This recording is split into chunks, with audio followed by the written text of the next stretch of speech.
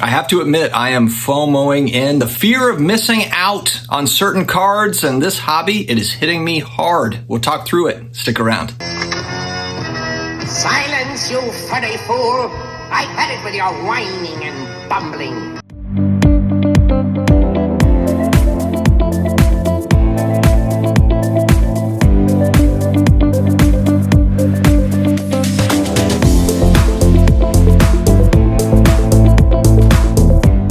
Hello to all my sports card collectors, investors, all of my collectibles friends. We are back again. It is another day, another card video. If you are looking for all of the sports card content pretty much on a daily basis, sports card news, pricing updates, all sorts of different things related to the hobby, you have come to the right place. Please hit the big red button down below, the subscribe button, and we will keep it coming. Also connect with me on IG at SportsCardDad, and I'm also on Twitter, the SportsCardDad.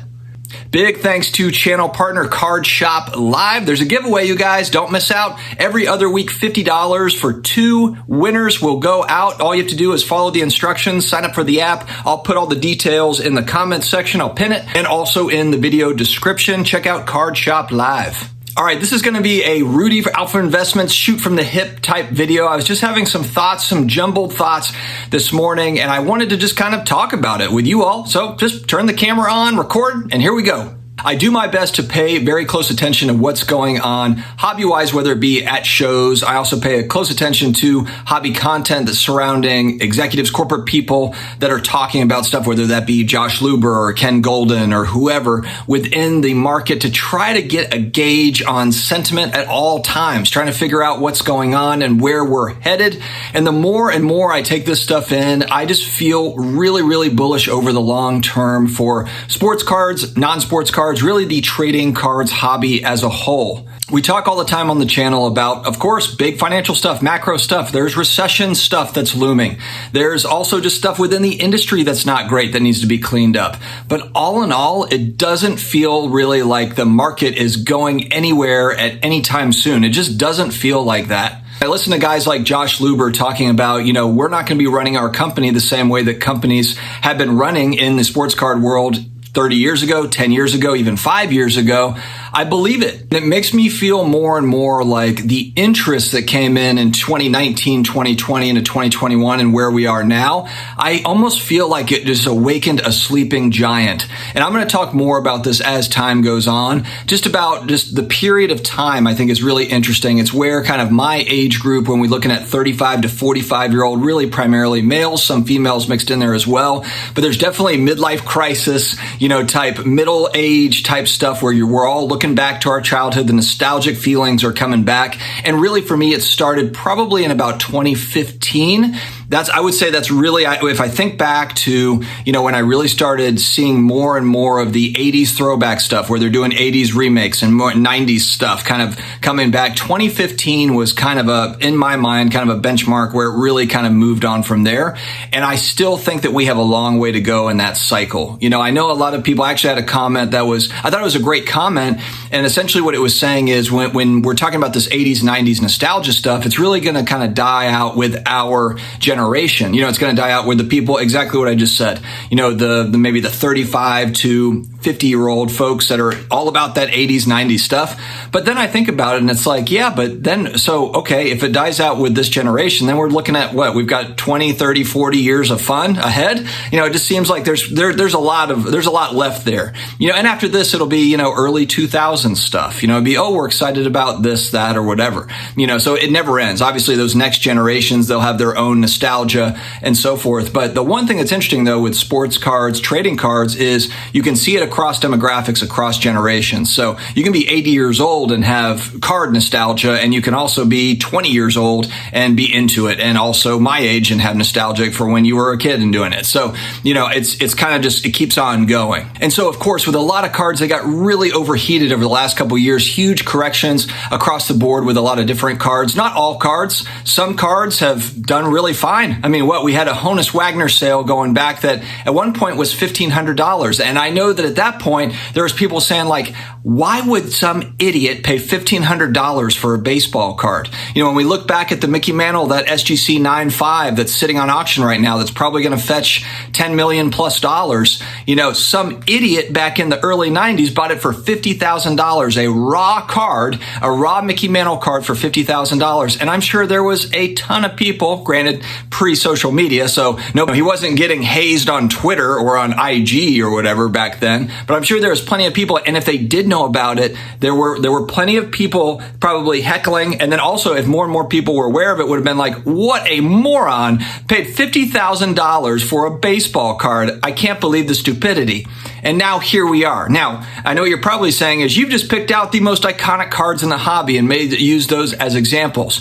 But the main point that I'm driving at is we don't know what's going to be iconic in 15, 20, 25, 30 years. And it might be more than just the Wagner and the Mantle. You know, it might be a lot of stuff. We just don't know. Now, is every $50,000 card now from the early 90s going to turn into a $10 million card in 30 years? No, of course not. Most of them won't. Probably a high percentage, a very high percentage will not. But again, this is part of that fun speculation game where we're all trying to get ahead of a lot of these trends. It's never been more fun to be a collector, investor, flipper, hybrid, all of these things, or just collector, or just investor, or just flipper, or whatever you are. To me, it just feels like it's never been this good. We've kind of had a learning experience over the last couple of years. We had a nice fun boom, but of course, with the mega boom came the mega bust on a lot of stuff, and it's a learning experience. And I think really a lot of us are better for it, whether it be in sports cards or other collectibles as well.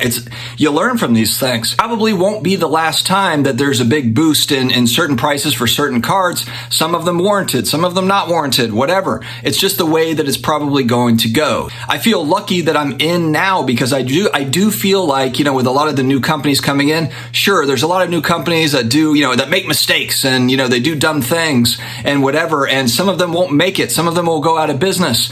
But the reality is it's got to feel good when you've got companies, investors that are looking to kind of build out this space and try to at least make it better. Because it's kind of what you always hear, especially with things that, you know, like trimming or, you know, kind of the things that we need to get cleaned up. It's like these are things that will never change. There are at least companies, technology trying to help with these things, whereas that's never happened. You know, technology's never been interested in this space enough, you know, to really dive in and try to make a difference. Will they be able to make a difference? Who knows? But at least we've got people, companies taking shots. And so I feel lucky. I want to be around for the next big cycle, you know, the next big nostalgic thing. You know, my youngest son is 7. His big thing is Pokemon cards. That's his big thing. And I don't see that really slowing down. He'll probably do that from 7 to 10 or 7 to 12 or whatever. And then sometime down the line, and probably in 20 years or 25 years, he's going to be like, man, I miss my Pokemon cards, you know, and it's the same thing goes for other sorts of IP or with sports cards or whatever it is. And I'm excited for that next kind of mega boom time. Now, do I think it's going to be just kind of a complete lull and we have to wait another 20 years to get a big boom? No, I don't think that. I think that there's actually going to be some nice healthy market stuff in between, some nice growth. I don't think it's going to be the mega booms type growth that we saw, you know, in 2020, but it doesn't need to be. And frankly, it really shouldn't be. It shouldn't be like, you know, we're skyrocketing and then we're skyrocketing down again. You know, you want it to be kind of a level thing. Yeah, maybe you're making some gains over time, but obviously you don't want the stuff to overheat too quickly to where it's just going to come right back down again. Unless, of course, you're playing that short-term game and then look, you're in, you're out. That's what a lot of flippers were doing. And I think the thing too is a lot of folks have said like, oh, well, you know what? Everything's cooled off, so the flippers got out. Look, if you're somebody that made a lot of money doing the flipping in sports cards, maybe you were making 5X or 10X or 3X or whatever it was, you remember that. So, you know, if those opportunities are not there right now and they're there in 2 years, those folks will be back. They will be back to play the flip game. It's like once you've done it, you've got the hang of it, you know, it's something in the back of your mind and you're probably trying to figure out ways to do it better. And not to say that there's not flipping opportunities now. Of course there are. Look at all the transactions that are happening. Look at all the dealers out there. Look at all all the card shops. Look at there's a lot of transactions happening. And those dealers are essentially flippers. They are buying cards and then they're reselling them. They're resellers. They're dealers / flippers, whatever. What's the difference? A dealer is just basically a high volume flipper. So again, I feel lucky that I'm in here now and I don't want to miss the boat. I don't want to miss out. I think there's a lot of exciting things going on in the hobby. Yes, we've got some really kind of wacky global stuff going on. We cover it with interest rates and inflation and all that stuff. If food costs keep going up, that might be less money for cards. Obviously, gas prices, everybody's watching. We've had a little bit of a reprieve there where gas has come down. And I think that's gotten people kind of softening. They're like, okay, you know what? Gas has come down. I'm fine. If gas shoots back up, all of a sudden you have these conversations again. So it's fairly fragile, all of this stuff. But again, if we're thinking on a long-term horizon and not necessarily just thinking over the next year, 2 years, 5 years, as far as this hobby / market, I'm really, really excited about it. So I don't know, guys, let me know your thoughts in the comments below. I know a lot of you in my comment section lately have been pretty down on things. And I hope that, look, I know that not everyone's going to agree with me. Not everyone's going to be optimistic about stuff. But I think that over the long haul is what I'm saying. I'm excited about what that could mean for all of us that are involved. All right, guys, stay healthy, stay awesome, and I will talk to you again later.